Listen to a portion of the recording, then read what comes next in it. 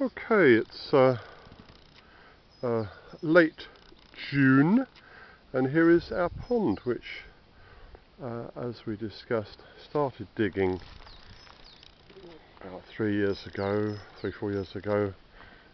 It got neglected, and we carried on and did some.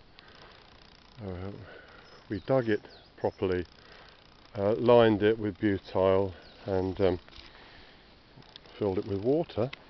Is it January to March, wasn't it? Yeah.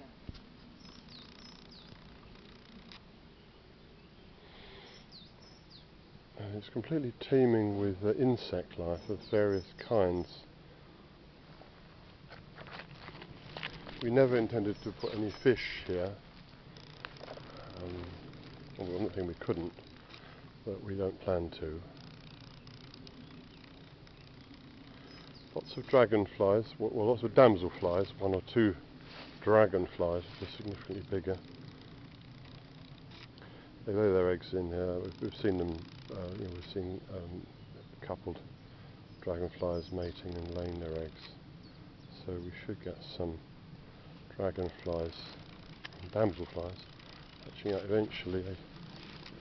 The big story is, I think, what water skaters, whirligigs, water boatmen. At one point, about 6 or 8 of larvae, like mosquito larvae or gnat larvae of some sort. The pond was teeming with it. They've now all gone, and there hasn't been more. I thought, oh dear, this is going to be a problem, but it hasn't. Yeah, I came out here and saw huge, truly vast numbers of midge larvae. Oh no, we've created a breeding ground for mosquitoes, but they all disappeared, and we strongly suspect that they've been eaten by water boatmen. There's a lot of really big water boatmen in here, up to one of them. Diving beetles as well, they're very predatory. Yeah. So, and also the water just quite recently has turned very clear. You probably can't on this video, but I can see clear to the bottom now, just there, where I know it's about a foot deep. In the middle it's 82 millimetres. I believe I measured that exactly where this water lily is growing. That flower, that solitary flower, is that the same flower that was the other day? 'Cause there was a flower that was open. No, that's the flower that's open has now gone. I don't know whether it's been eaten by something or whether it's died and whether they dropped back into the water and they did. I thought it would still be there with the seed pod, so maybe something's eaten it. Hey, there's a new water new bud lily coming. flower coming. That's gone really quickly, hasn't it? Yes, lots of. You can't see them very well. Not with this particular quality camera. I'm interested to see the bees as well, the honeybees, and you've got one investigating you. Might like to back up a bit. Yes. Oh no, I think it's a wasp. It's a neglected hive there. But there's a really strong With a wild swarm of bees in yes. there. And they're working very steadily. I can't go in there with the scythe just to clear a gate, but they're managing okay. Well, every now and then I've pulled down the nettles and things that are growing right in front of their entrance and just weighted them down with a bit of wood so that they're not impeded. But it's not a bad thing to have a bit of vegetation around them. Yeah, that is a wasp. So, anyway, this little pond here, I can see water boatmen and various beetles swimming around very freely. You wouldn't see so many if there were fish here. I think the top predators in here are some beetles, basically. Damselfly larvae, of course, are predatory. There's a number of damselflies flying around. It's a fairly big fly, or wasp, or something. It's just gone down and drunk out of the water, isn't it? About 4 weeks ago, there were some hornets coming down to drink. Yeah? But of course it was designed, the pond was designed with a shallow end. All of these pebbles came out of the ground that we dug. We reckon this is probably about 3 cubic meters altogether, the volume of the pond. We dug it all out by hand, and all of these round smooth stones came out of there. We didn't bring in any from anywhere else, so they've been laid here in such a way that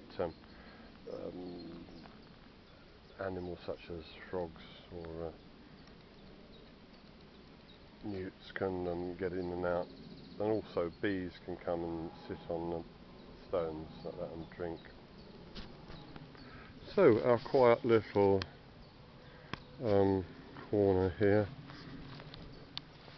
See, this is our oval spinney. It's our basket making copse. Beyond that is the Perry orchard. There are some plum trees that are not doing very well. That's a story for another day.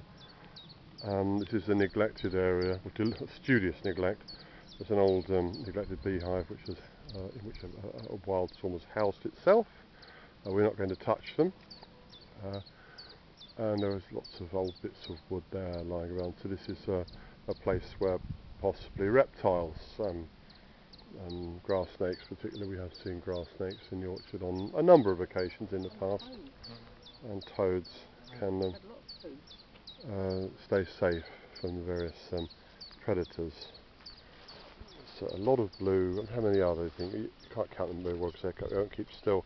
There's at least 6 bright blue damselflies around.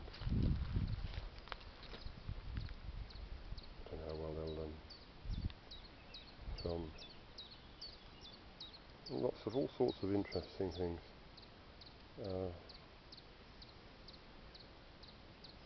So we hope that we had sort of maybe hoped that the frogs and toads might have found this pond to spawn in this spring, but that didn't happen. But next spring, all things being equal, we should find the whole thing will have stabilised very much, and we'll see frogs. But meanwhile, these bright blue damselflies, lovely beasts, and they always make me think of a place we go to in mid Wales, near Ceredigion way. There's a lot of small lakes, very naturalised, and often you can see huge numbers of blue dragonflies there, not damselflies, very attractive beasts. Okay, so here's our wildlife pond, which basically we dug out in January, February, didn't we? We had very heavy rain, butyl liner, a lot of rain ran into it naturally, and we used the rain tanks up at the Apple store with a 50-metre hose and a 30-metre hose running in series to run the water down here from there. We've topped it up once or twice since then. We're having a real drought at the moment. There's been no real rain for a month or so. Driest June for I think on record. Anyway, so we better go ahead and do some work. So that's our little wildlife pond, and there's the bench, wooden oak bench made by a local craftsman that we will sometimes sit on, possibly with a glass of something nice, watching the insects.